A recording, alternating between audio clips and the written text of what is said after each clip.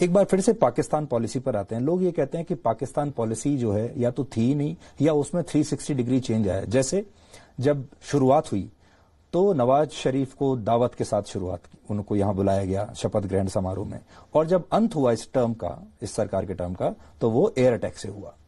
देखिए, मुझे लगता है कि फॉरेन पॉलिसी कोई इस प्रकार के विश्लेषणों से नहीं बनती।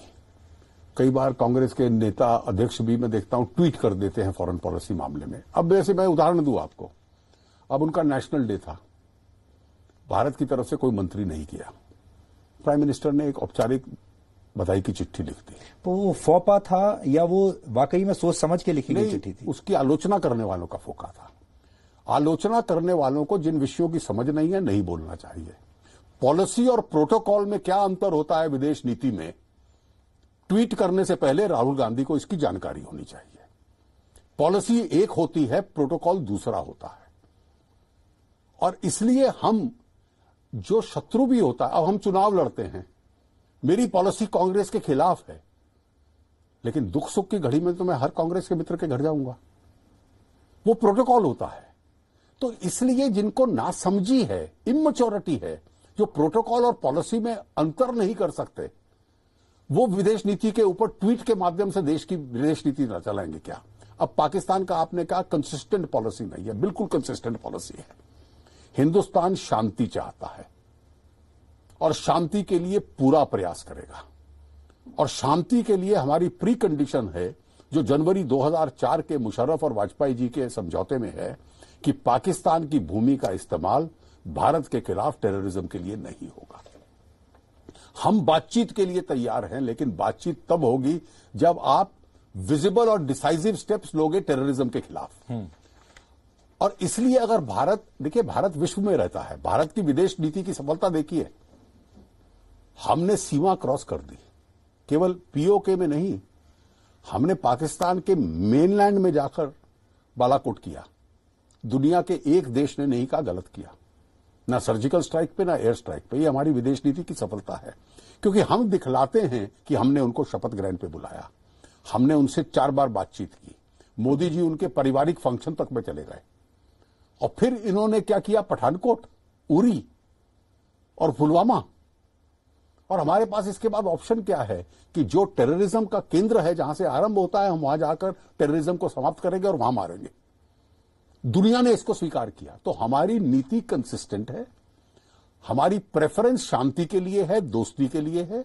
उस पर हमारी कंडीशन ये है कि ये टेररिज्म को समाप्त कीजिए और अपनी भूमि का प्रयोग ना कीजिए। जिस दिन पाकिस्तान ये कंडीशन पूरी करेगा तो दोनों देशों के संबंध भी उससे सुधार आएगा, माहौल में भी सुधार आएगा। जी, बालाकोट को आप टर्निंग पॉइंट कह सकते हैं कि Balakot will be a turning point? देखिए, मैं सर्जिकल स्ट्राइक और एयर स्ट्राइक दोनों का टर्निंग पॉइंट मानता हूं।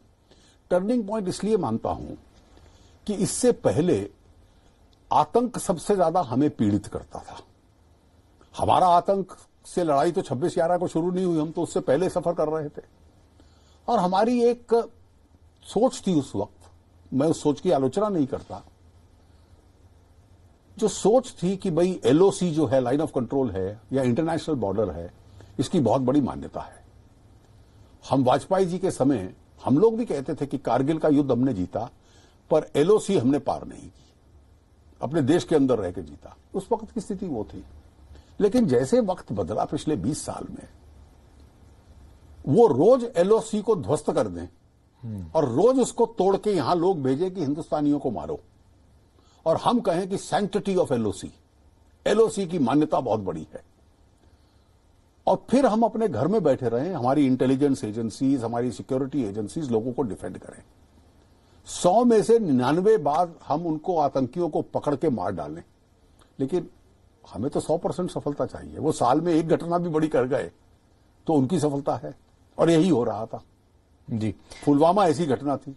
तो मुझे लगता है कि इस सिक्योरिटी डॉक्ट्रिन को आगे ले जाना भारत के लिए एक टर्निंग पॉइंट है कि अब हम आतंक को केवल अपने देश में, जिसको मैं क्रिकेट की परिभाषा में कहता हूं, खेल अब बैकफुट पे नहीं खेला जाएगा, मैच जीतना है तो फ्रंट फुट पे होता है, रन तभी बनते हैं। तो हम अब फ्रंट फुट पे जाकर जो पॉइंट ऑफ ओरिजिन है टेररिज्म का, वहां पे टेररिज्म को अटैक करेंगे। तो आप ये कह रहे हैं कि जो बालाकोट था वो पुलवामा का रिटेलिएशन नहीं था, वो तो होना ही था। बिल्कुल नहीं था। ये देखिए, पुलवामा जिन्होंने किया, हमारी फौज ने उनको लिक्विडेट कर दिया, हमारे पुलिस ने या फौज ने, जिसने भी उनको मारा। लेकिन ये तो इंडिपेंडेंट इंटेलिजेंस इंफॉर्मेशन आई। तो हमको इन दोनों को साथ में नहीं जोड़ना चाहिए। देखिए, बिल्कुल साथ में नहीं जोड़ना चाहिए, क्योंकि इस प्रकार के एक्शन में रिवेंज एक्शन नहीं होता। जो पाकिस्तान ने 27 फरवरी को किया वो रिवेंज एक्शन था, और वो एकदम बॉस्ड अप ऑपरेशन था। उनके जहाज आए, तैयारी नहीं थी, हमने एक दीवार जहाजों की बना रखी थी पूरी सीमा पर, और F-16 जैसा जहाज डिस्ट्रॉय हो जाए। और आज वो स्थिति में है कि हमारा जहाज डिस्ट्रॉय हो गया, हमारे 2 पायलट वहां गिर गए, उनमें से एक मर गया, एक हॉस्पिटल में है, ये भी कबूल करने को तैयार नहीं है। और हमारे मीडिया के मित्र, कम से कम पाकिस्तान के सोशल मीडिया पे जो लेख आ रहे हैं, उनमें से एक लेख है a story of sons of 2 air marshals. Bharat की एक रिटायर्ड एयर मार्शल का बेटा राष्ट्र का हीरो बन गया, और पाकिस्तान के रिटायर्ड एयर मार्शल का एक बेटा, जो उस F-16 में बेचारे की मृत्यु हो गई, उनके देश उसको स्वीकार करने को भी तैयार नहीं है कि वो कभी थे।